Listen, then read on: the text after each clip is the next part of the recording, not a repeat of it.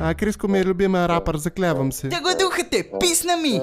Аз ще стана по-добър рапър като 100 кила. Сега ще се запиша на баталите на секта. Не бе, Копеле, хомли се там ще те разцепи. Ще съм писан. Щом ще пишеш, Копеле, ще пусна и аз.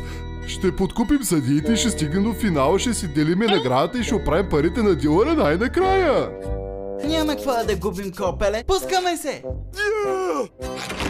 В левия тъгъл, тежащ 87 килограма, готов да изяде микрофона, репрезентващ Айрон Ангелес.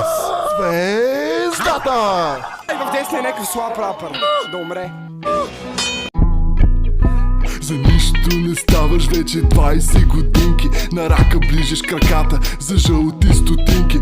Излагаш иначе персонажът ти скъпия. Се губиш от мен, а пък водя се тъпя. Съседа му сепя, едвам го търпи. Всяка вечер купони, басури черти. Това е момче е болно бе, не му ли се спи. Това беше от мен, айде вече си ти. Ми моя да го духаш безгръбначо същество. Хем си розов, хем си гей, хем наднормено тегло.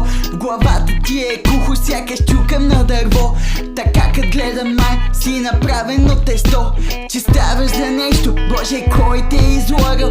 Панираш се пред ушев, а срещу мене си тръгнал. Ще те оприлича с триъгълник, ма си идиот кръгъл. В главата ти се намира единствения топ ъгъл. Тука на батала бяхме ние. Кой е победителя в коментарите, решете вие.